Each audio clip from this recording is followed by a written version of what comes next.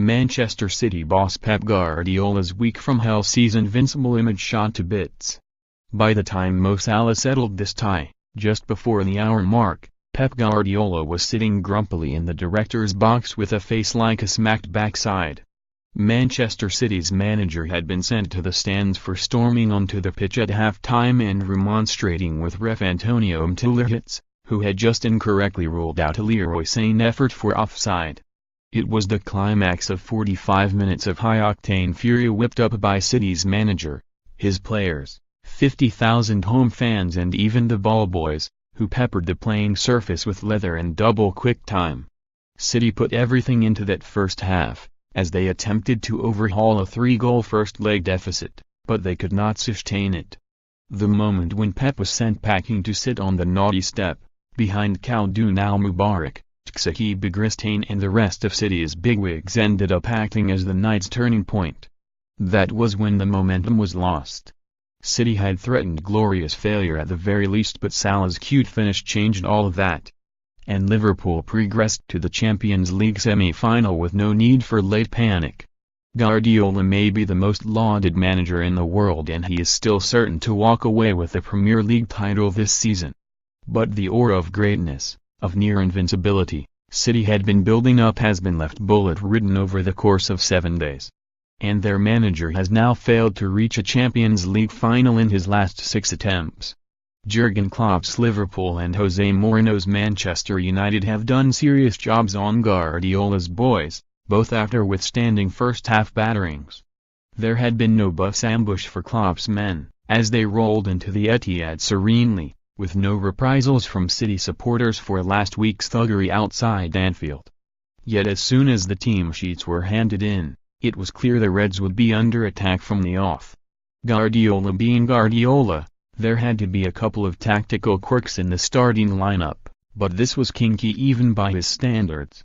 No Sergio Aguero, no Vincent Kompany and 3 at the back, in an attempt to confuse the hell out of Liverpool. It was an attacking, death or glory lineup, and yet mere mortals were wondering how he could even think about not starting with your most potent forward when there was such a pressing need for goals.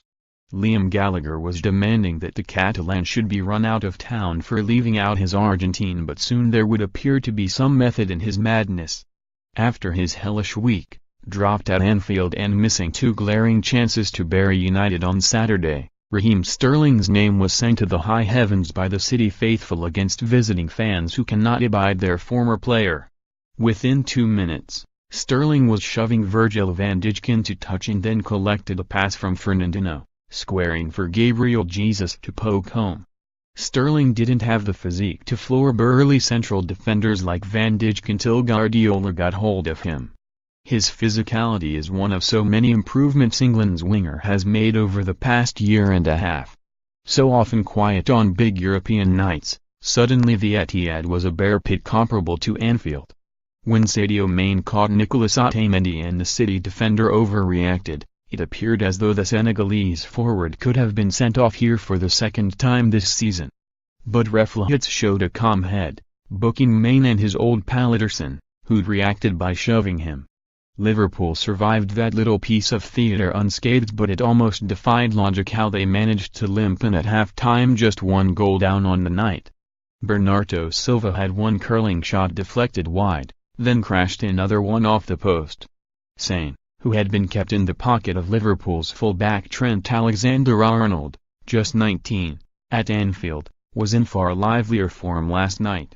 And when he netted just before the interval, City were wrongly penalised for offside as the ball had been played back off James Milner. Whether it would have made any difference had Guardiola kept his cool and remained at his technical area for the second period, he should have known better, and it certainly didn't help City's cause. Guardiola had been complaining about Lahoz's performance when City were knocked out by Monaco last season.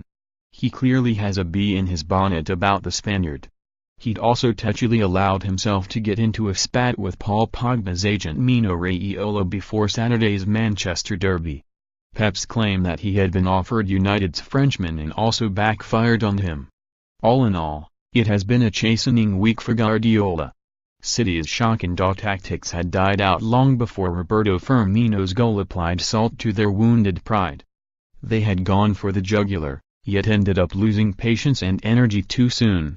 So City must remain outside the European elite, looking in, for another year.